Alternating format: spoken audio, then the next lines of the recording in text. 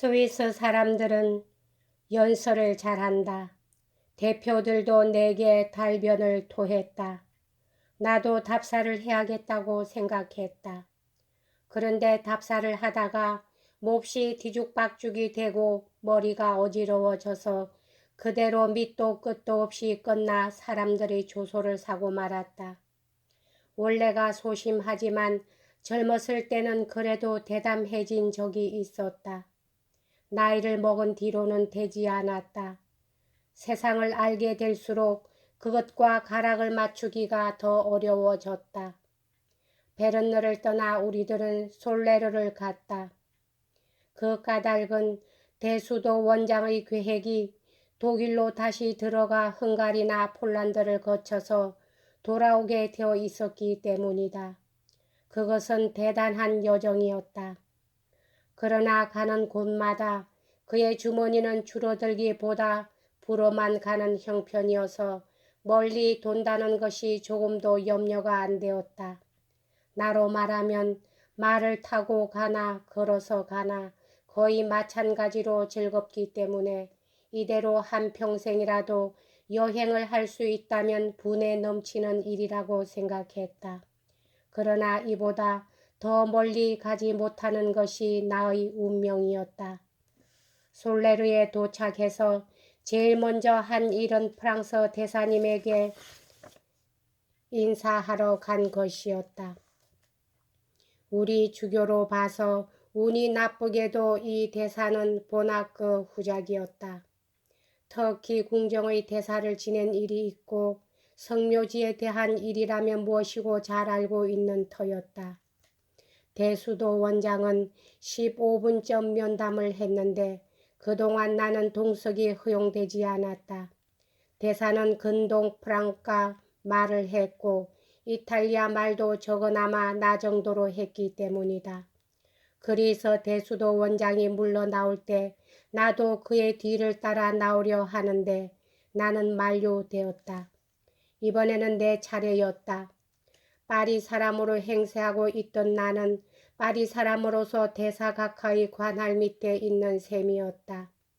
각하는 나의 신분을 캐며 진실을 말하라고 달랬다.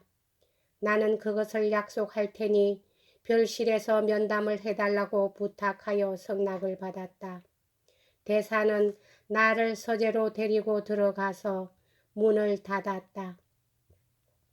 그 안에서 나는 그의 발 아래 엎드려 약속을 이행했다. 하기야 약속을 안 했더라도 역시 말해버렸을 것이다. 왜냐하면 내게는 늘 틀어놓고 싶은 욕망이 있어서 언제나 곧 사실을 말해버리기 때문이다.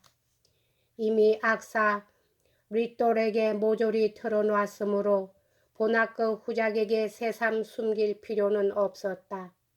나의 요약된 신상 이야기와 그것을 말하는 나의 태도로서 능히 짐작되는 뚜렷한 진실에 매우 만족한 후작은 내 손을 잡고 자기 부인 방으로 데리고 가더니 간단히 내 말을 하면서 나를 소개했다. 보나크 부인은 나를 친절히 대해주면서 그따위 그리스 수도사에게 끌려다녀서는 안 된다고 일렀다. 내 문제가 결정될 때까지 당분간 대사관에 머물러 있게 되었다. 애착심을 품을 정도로 친해진 딱한 대수도 원장에게 하직 인사라도 하고 싶었으나 허락되지 않았다. 사람을 보내서 내가 머물러 있게 된 이유를 전하고 15분쯤 지나서 조그마한 내 보퉁이가 전달되어 온 것을 보았다. 라마르티니에르 씨라는 대사관 서기관이 나를 돌보게 되었다. 내게 배당된 방으로 나를 안내하면서 씨는 말했다. 이 방에는 르류크 백작의 후원을 얻어서 군과 같은 이름의 유명한 사람이 들어있은 적이 있네. 여러 가지 점에서 군이 그의 후계자가 되어서 언젠가 초대 루소, 2대 루소 하고 부르게 되는 것도 군의 마음먹기에 달려있어. 이때는 도저히 생각도 못한 그 지위의 일치라는 것도 그러기 위해 후일 내가 얼마만한 대가를 치렀는가를 이때 미리 알 수 있었던들 그토록 내 욕망을 불러일으키지는 않았을 것이다. 라마르티니 에르시의 말은 나의 호기심을 자극했다. 이 방에 있었다는 사람의 저작을 읽었다. 비교를 해준데 우쭐해져서 나도 시에 취미가 있는 듯이 생각하고 솜씨를 좀 보인답시고 보나크 부인을 찬양하는 가요곡을 지었다. 이런 취미는 오래 가지 않았다. 나는 가끔 서투른 시기를 몇 줄 쓴 경험이 있지만 그것은 우아한 표현을 배우는데도 산문을 잘 쓰기 위해서도 퍽 좋은 연습이 되었다. 그러나 아직 프랑스의 시 속으로 전심전력 몰두할 만큼 매력을 발견한 일은 없다. 라마르티니에르 씨는 나의 문장을 보고 싶어 하여 대사관에게 틀어놓은 것과 같은 내용을 써보라고 권했다. 나는 씨에게 보내는 긴 편지의 형식으로 그것을 썼다. 그것은 마리안느 씨가 보관하게 되었다는 말을 듣고 있다. 마리안느 씨는 오랫동안 보나크 후작에 따른 대사관 직원이었는데 꾸르테이어 씨가 대사가 된 후로는 거의 밑에서 라마르티니에르 씨의 후임이 된 사람이다. 나는 말제르버 씨에게 이 편지의 사본을 보내달라고 부탁해 놓고 있다. 시로 부탁은 다른 사람으로 부탁은 그것이 입수되면 나의 이 고백록의 보유에 수록할 참이다. 점점 경험을 쌓기 시작한 탓인지 그 소설적인 계획의 버릇도 차츰 가셨다. 예를 들면 보나크 부인의 연인이 되는 것 같은 일이 없었을 뿐 아니라 처음부터 그녀의 남편 집에 있어서는 뾰족한 수가 없다는 것을 느꼈다. 라마르티니에르 씨가 그 지위에 있고 마리안느 씨가 말하자면 그 후계자로서 대기하고 있는 이상 운이 좋아서 잘 돼 보아야 서기관 보 정도밖에 바랄 것이 없었다. 그런 것은 별로 매력이 없었다. 그래서 무엇이 되고 싶으냐고 의견을 물어왔을 때 나는 무척 파리에 가고 싶다고 강조했다. 대사도 이 생각에 찬성했다. 그렇지 않아도 귀찮은 나를 떼어버리고 싶은 기분이 있었던 것 같았다.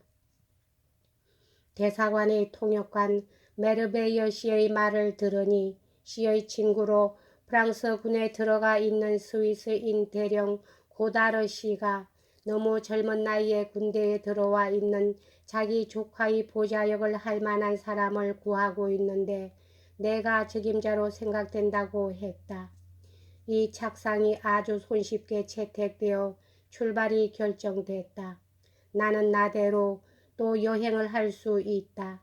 게다가 가는 곳은 파리다. 하고 생각하니 기쁨이 솟아올랐다.